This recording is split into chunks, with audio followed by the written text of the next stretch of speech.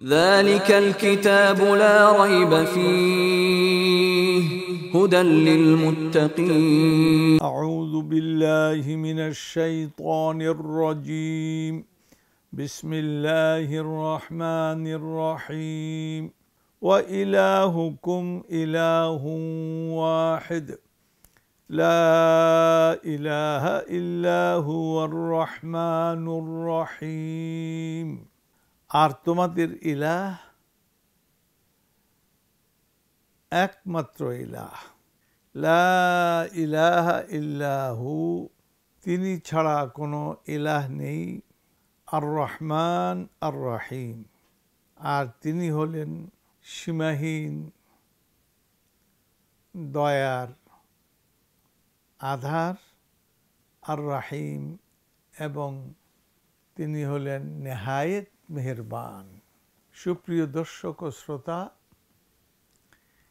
এটি জীবনের আলো অনুষ্ঠান, এখান থেকে আপনাদেরকে মোবারকবাদ। আমরা আজকে সূরা আল বাকারার আয়াত নম্বর 163 অর্থাৎ একটি মাত্র আয়াতে কারিমার তেলাওয়াতও করলাম এবং এর মানের তরজমাও পেশ করলাম। এরশাদ হচ্ছে, ওয়া ইলাহুকুম ইলাহু ওয়াহিদ, তোমাদের মাবুদ কেবলমাত্র একজনই মাবুদ। মাবুদ যার ইবাদত করা হয়, আমরা রুকু করি, সিজদা করি, প্রার্থনা করি, ভয় করি, মহব্বত করি, আশা করি, এই যত কিছু আমরা করি কার কাছে? আল্লাহ তাআলার কাছে। তখন আল্লাহ হলেন ইলাহ, আমরা তার ইবাদত করি, আমরা হইলাম ইবাদতকারী, আমরা হইলাম গোলাম, আমরা তার বান্দাহ, বান্দেগি করি তার, আর তিনি হলেন ইলাহ। তো ইলাহ তার অর্থের দিক থেকে মাফউল, আর বান্দা হলো অর্থের দিক থেকে ফাইল। যেহেতু তিনি রব, তাকে আমরা আগে রব হিসাবে আয়াতে কারিমাগুলিতে পেয়েছি।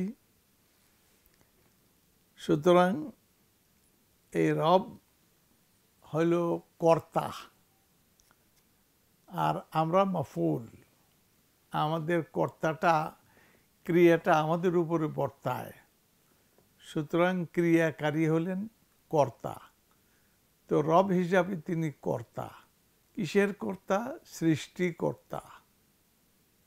কিসের কর্তা? পালন, লালন পালন কর্তা, মালিকানাকারী। এগুলি যত কাজগুলো তিনি করেন তখন তিনি হন রব, আর যখন আমরা করি আর তিনি গ্রহণ করেন তখন তিনি হলেন ইলাহ।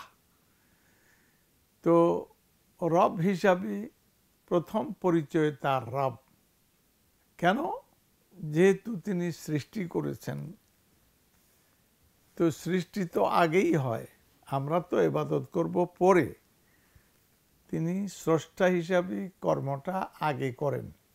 তার যে অসীম, মুতলাক, অ্যাবসলিউট, পরম ক্ষমতা বলেই তিনি সৃষ্টি করেন। যা সৃষ্টি করতে চান তাই তিনি করতে পারেন। এটা তার ইচ্ছার অধীন, ইচ্ছাধীন। সুতরাং ইচ্ছা হলো, ইচ্ছাটা এত কমপ্লিট, আল্লাহ পাকের সকল দিক থেকে কম্প্রিহেন্সিভ। তিনি যা করতে চান সেটার আর্কিটেকচার, প্ল্যান, ডিজাইন সব কিছু ইচ্ছার মধ্যেই থাকে, এবং যা করতে চান সে অনুযায়ী জিনিসটা হয়ে যায়। এটা হলো তিনি রব। এরপরে শুধু তিনি সৃষ্টি করলেন তাই নয়, আরেকটি কাজ করেন। প্রত্যেকের লালন জন্য, টিকে থাকার জন্য, তার লালন পালনের জন্য যে উপযুক্ত পরিবেশ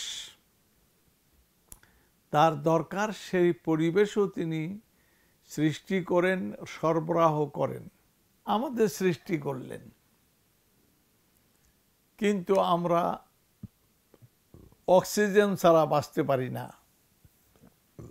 অতএব অক্সিজেন অক্সাইড পরিবেশ সৃষ্টি করে সেখানে আমাদেরকে থাকতে দিলেন। এখন আমরা শ্বাস প্রশ্বাসের দ্বারা এই অক্সিজেনের ব্যবহার, গ্রহণ, বর্জন এগুলি করি। আমরা গ্রহণ করি, আমরা কর্তা হিসাবে গ্রহণ করি, কিন্তু আমরা গ্রহণ করার জন্য যা দরকার তিনি নাক দিয়েছেন, ভিতরে ফুসফুস দিয়েছেন, এরপরে ফুসফুস থেকে হার্টে চলে যায়, হার্ট পাম্প করার মাধ্যমে গোটা শরীরে আমাদের ব্লাডে সমস্ত জায়গায় এটা চলে যায়। আল্লাহ তাআলার এই নিজাম অনুযায়ী এটা হয়। এরপরে আমরা যে অক্সিজেন ব্যবহার করার পরে এটাকে ছেড়ে দেই, এই ছেড়ে এটা তো বিষাক্ত হয়ে যায়। এই বিষাক্তটাকে রিফাইন করার জন্য আবার ন্যাচারাল সিস্টেম তিনি তৈরি করে দিয়েছেন। সেটা হলো এই যে প্রকৃতি, আমাদের আশপাশে যে সবুজের সমারোহ, বৃক্ষলতা, এইগুলি আমরা এর কত মুখী ব্যবহার করি, কত মাত্রায় আমরা ব্যবহার করি, কিন্তু এইটাও যে আমাদের এই অক্সিজেনকে রিফাইন করার জন্য এগুলি কাজ করে। সে কি করে? এগুলি গ্রহণ করে তাদের খাদ্য হিসাবে। এই তরুলতা, গাছপালা, এই জীবিত সবুজের যে সমারোহ, এইগুলো আমাদের অক্সিজেনকে গ্রহণ করে খাদ্য হিসাবে। আমাদের জন্য বিষাক্ত, তাদের জন্য খাদ্য। আবার তারা বর্জন করে, তাদের জন্য বিষাক্ত, আমাদের জন্য খাদ্য। এই যে লেন আর দেন, দেন আর লেন, এইভাবে এটা প্রমাণিত হয় যে স্রষ্টা একজন, ইঞ্জিনিয়ার একজন, ব্যবস্থাপক একজন, অ্যাডমিনিস্ট্রেটিভ অফিসার একজন, অ্যাডমিনিস্ট্রেটর একজন। সুতরাং আল্লাহ সুবহানাহু ওয়া তাআলা সকল ব্যবস্থা তারই, এখানে কেউ শরিক নেই, একমাত্র তার একচ্ছত্র মালিকানাধীন, এখতিয়ারাধীন এই সব কিছুই ব্যবস্থাপনা। এরপরে আল্লাহ তাআলা বলছেন ওয়া ইলাহুকুম ইলাহু ওয়াহিদ, আমি তো এককভাবেই তোমাদের প্রয়োজন, যতমুখী প্রয়োজন সব মুখী প্রয়োজন আমি পূরণ করি, আমি সৃষ্টি করি, সরবরাহ করি, তোমাদের সঙ্গে সমন্বিত করি। এখন তোমরা কি করবে? তোমাদের পালা, তোমরা করবে। আমি রব হিসাবে করলাম, তোমরা এখন বান্দা হিসাবে তোমরা আল্লাহর প্রতি করবে। সেটা কি? আল্লাহ হলেন ইলাহ আর তোমরা হলে বান্দা, গোলাম, তোমরা হলে ইবাদতকারী। সুতরাং তোমরা গোলামি করবে, ইবাদত করবে, আল্লাহ এগুলি গ্রহণ করবেন, আল্লাহর উদ্দেশ্যে করবে। সুতরাং এইখানেই এই কথাটা বড়, ওয়া ইলাহুকুম ইলাহু ওয়াহিদ, যেমন তোমাদের রব একমাত্র রব, অনুরূপভাবে তোমাদের ইলাহ একমাত্র ইলাহ, লা ইলাহা ইল্লাহু, তিনি ছাড়া কোনো ইলাহ নাই, কেবলমাত্র তিনি ইলাহ। এই জন্য কোনো শিরক মানে পার্টনারশিপ আল্লাহর উলুহিয়তের সঙ্গে যদি আমরা আরোপ করি, নাউজুবিল্লাহ, আল্লাহ এত গোসান্বিত হন যে তার জীবনের সমস্ত ন্যাক কর্মগুলি ভণ্ডুল হয়ে যায় এবং জাহান্নামে যাওয়া তার ওয়াজিব, জাহান্নামে যাবেই। আমরা তথাকথিত যে সমস্ত মুসলমানগুলো আজকে শিরক করছি, আমরা কবর পূজা করি, কবরের কাছে প্রার্থনা করি, বাবার কাছে চাই, এই শিরক একেবারে মুশরিক। ওরা মূর্তি পূজা করে যেমন মুশরিক, ঠিক এই মুসলমানরাও কবর পূজা করে, বাবা খাজা বাবা, এই বাবা সেই বাবার পূজা করে, তারাও মুশরিক। এই মুশরিক নাউজুবিল্লাহ মিন যালিক, এদের কোনো উপায় নেই।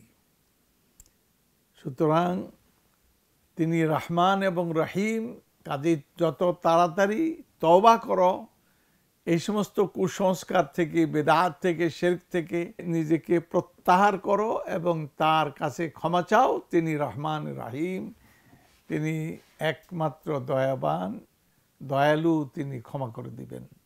আল্লাহ তাআলা আমাদেরকে ক্ষমা করে দেন।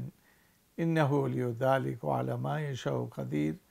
আসসালামু আলাইকুম ওয়া রাহমাতুল্লাহি ওয়া বারাকাতুহু। যালিকাল কিতাবু লা রাইবা ফীহি হুদাল লিল মুত্তাকিন।